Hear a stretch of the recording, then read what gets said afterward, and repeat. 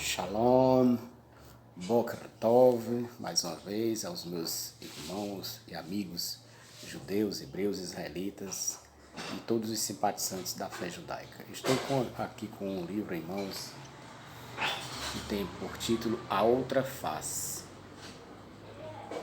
Tudo que o sistema religioso não deseja que você saiba.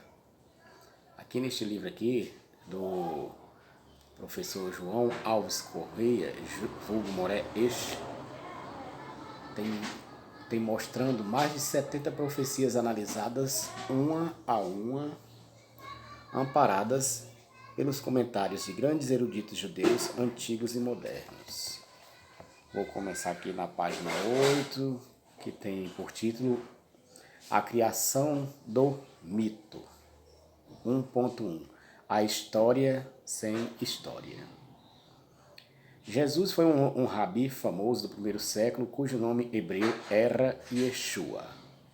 O seu pai foi um carpinteiro chamado José e o nome da sua mãe era Maria. Maria engravidou antes de ter casado com José.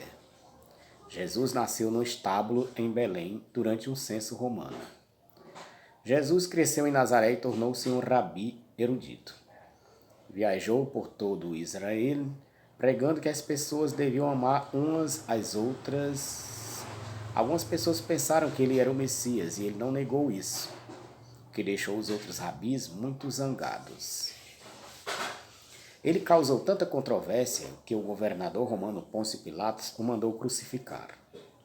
Foi enterrado num túmulo e mais tarde seu corpo foi dado como desaparecido, dado que provavelmente teria sido roubado pelos seus discípulos.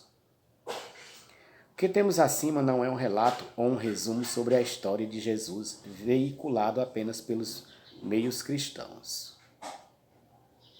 É, por assim dizer, um relato normalmente divulgado mesmo entre os judeus que simplesmente passaram a adotar a versão oficial da história, sem a questioná-la. Trata-se de uma mera transmissão de relatos acerca de um suposto galileu que teria vivido em dado período da história humana e que veio a este mundo de uma forma extraordinariamente diferente, que teria vivido uma vida completamente singular e que depois passou para os registros como o ungido ou o enviado de Deus para salvar a humanidade. Ainda que as alegações e certas implicações messiânicas acerca deste personagem não sejam formalmente aceitas pelo judaísmo, sabe-se que normalmente aceita-se como fato histórico sua existência e sua passagem por este planeta. Nada, porém, poderia estar mais distante da realidade. Muitos judeus sequer percebem ou sequer cogitaram que as alegações e reivindicações de historicidade acerca de Jesus não passam de meras invencionices apregoadas há séculos e recebidas por eles de forma tradicional. Não há evidências que corroborem com a averiguação histórica acerca de Jesus. Nem um simples documento pessoal, nem um fragmento de manuscrito, nem um objeto autêntico e real que tenha pertencido a ele, nem mesmo um testemunho fidedigno fora do âmbito do Novo Testamento, que, diga-se de passagem, foi composto com a óbvia e explícita intenção de catequizar ou de convencer as pessoas sobre Jesus e suas alegações. Estes, porém, estão escritos para que creiais que Jesus é o Cristo, Filho de Deus, e para que, crendo, tenhais vida em seu nome. Evangelho de João 20, verso 31. É realmente lamentável que tantos bem-intencionados professores de estudos judaicos tenham inconscientemente ajudado os missionários, tendo passado aos seus alunos judeus informações incorretas e extremamente imprecisas acerca das origens do cristianismo. Apesar da falta de evidência da existência de Jesus, muitos judeus cometeram e ainda cometem o trágico erro de presumir que a história do Novo Testamento seja amplamente correta, chegando a tentar refutar o cristianismo, buscando racionalizar os vários milagres que alegadamente ocorreram durante a vida de Jesus e após a sua morte. Numerosos livros foram escritos que tentam esta abordagem em relação ao cristianismo. Esta abordagem, no entanto, é desesperadamente falha e é, de fato, perigosa, pois encoraja a crença no Novo Testamento. Quando os israelitas foram confrontados com a adoração de Baal, eles não aceitaram cegamente os antigos mitos semíticos ocidentais como história. Quando os macabeus foram confrontados com a religião grega, eles não aceitaram cegamente a mitologia daquele povo como história. Por que é que tantos judeus modernos aceitam cegamente a mitologia cristã? A resposta a esta questão parece ser que muitos cristãos não sabem onde jaz a distinção entre a história estabelecida e as crenças cristãs, tendo passado sua confusão sobre o tema para a comunidade judaica. Para que isso se confirme, basta que passemos por alguma livraria que comercialize obras de cunho religioso e que ali, então, indaguemos sobre algum livro que contenha uma biografia de Jesus. Por certo, em 100% das obras que lhes forem apresentadas, caso você folheie suas primeiras páginas, poderá perceber de imediato que trata-se de mais uma pretensa biografia do fundador do cristianismo. E por quê? Ora, porque tudo que você ali encontrar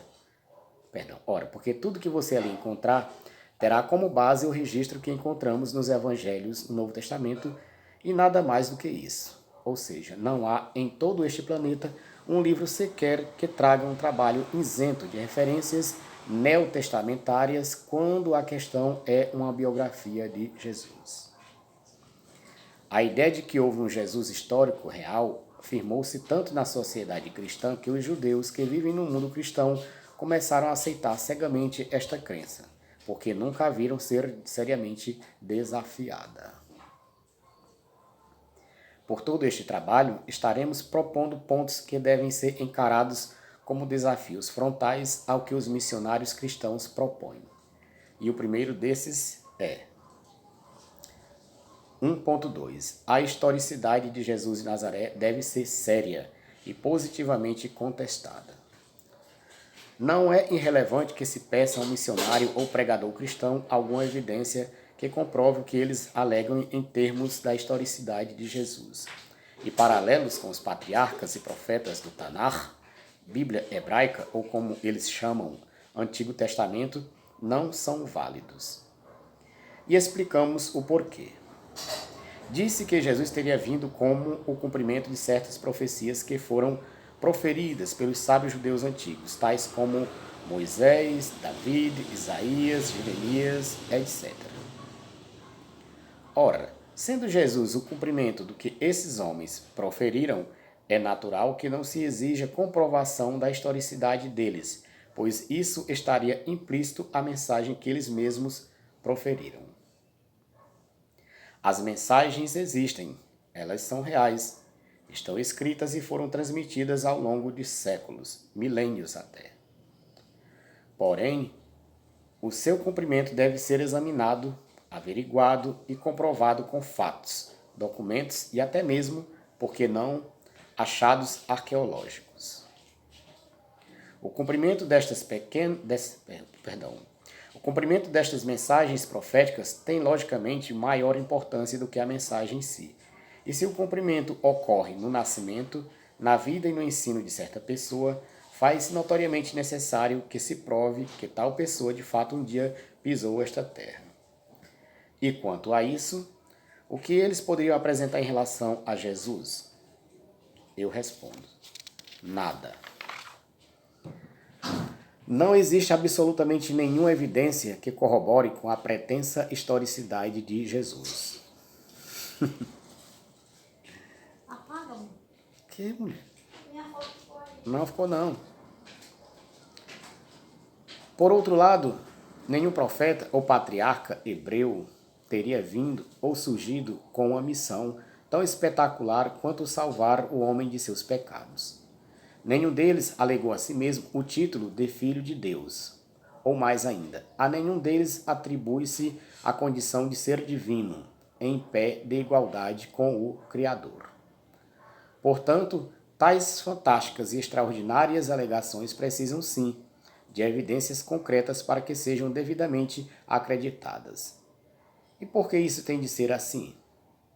Ora, isso tem de ser assim porque, segundo os mais sérios e abalizados estudiosos do tema, não poucos eles mesmos cristãos admitem que relatos fantásticos sobre deuses e semideuses redentores que tinham idênticas características como as de Jesus, conforme o Novo Testamento, nunca foram nenhuma novidade nas culturas antigas. Vejamos o que diz John Dominic Crossan, renomado estudioso cristão, sobre o dilema de aceitar apenas um desses relatos fantásticos e rejeitar outros. Augusto teria nascido de uma concepção miraculosa pela união do divino com o humano, ou seja, por meio do deus Apolo e de sua mãe Átia. Como o historiador reage a este relato? Há algum que o tome como real, como literal? Essa divergência faz surgir um problema ético para mim. Ou todas essas divinas concepções, desde Alexandre até Augusto e de Cristo até Buda, devem ser aceitas literal e miraculosamente, ou todas elas devem ser aceitas metafórica e teologicamente. Não é moralmente aceitável dizer que a nossa história é verdadeira, mas a sua é um mito. A nossa é história, mas a sua é uma mentira. É ainda menos moralmente aceitável dizer que isso, indireta ou veladamente, fabricando estratégias defensivas ou protecionistas que aplicam-se apenas à sua própria história. John Dominic Crossan, The Birth of Christianity, 1998, páginas 28 e 29, grifos nossos. O que Crossan diz nesta referência é óbvio demais para ser interpretado. Não é moralmente aceitável dizer que Jesus fez isto ou aquilo, que Jesus teria nascido de concepção virginal, sendo então filho de Deus, sendo que tudo isso, no mundo oriental antigo, era absolutamente comum em relação aos mitos dos povos. Não teria existido então apenas um ser especial com essas características, mas sim vários. E, portanto, quem deseja ser exclusivo, como o que alega-se quanto a Jesus, deve apresentar provas, evidências que apontem para isso de forma definitiva e conclusiva. Porém, quanto a isso, sabemos que os missionários cristãos nos ficarão devendo e muito. Quando somos confrontados por um missionário cristão, devemos imediatamente apontar que a existência de Jesus não pode jamais ser provada. Quando os missionários argumentam, geralmente apelam mais para as emoções do que para a razão, e tentarão fazer com que fiquemos confusos quando lhes propomos ou lhe afrontamos com esta falta de evidências. A resposta habitual é qualquer coisa do gênero. Negar a existência de Jesus não é tão tolo como negar a existência de Moisés e de todos os outros patriarcas e profetas. Eles usam este argumento para contrapor ao que postulamos ou como tentativa de justificar sua óbvia incapacidade de fornecer provas satisfatórias. Esta fuga do que lhes foi proposto deve ser tranquilamente enfrentada e desafiada usando-se os seguintes termos. A. Um cristão argumentar contra o que eles chamam de Antigo Testamento é inócuo, tendo em vista que eles já creem nesses escritos. Logo, nós nada precisaríamos evidenciar quanto a isso. B. Mesmo assim, há certamente várias evidências históricas e arqueológicas que mencionam explícita ou implicitamente fatos e personagens retratados nas escrituras hebraicas. Exemplos: a estrela de Armós e Merneptah, a pedra de Mecha, pedra moabita, os óstracos de Laquis, as tabuinhas de Nuzu, as cartas de Tel El Amarna, a estela de Tendam, os selos de Jeroboão e Jerovoam, etc. Nada semelhante a isso pode ser oferecido em relação à historicidade de Jesus. C. Nenhum patriarca ou profeta jamais atribui a si mesmo o título de Salvador, e menos ainda a condição de uma semidivindade. Portanto, mesmo que nenhum deles tivesse de fato existido, isso em nada poderia afetar questões que envolvessem a salvação da alma, como postula o cristianismo. Salvação essa oferecida por Jesus. Logo, para que tal salvação seja uma realidade, faz necessário que aquele que a propôs e a levou a efeito seja também igualmente real.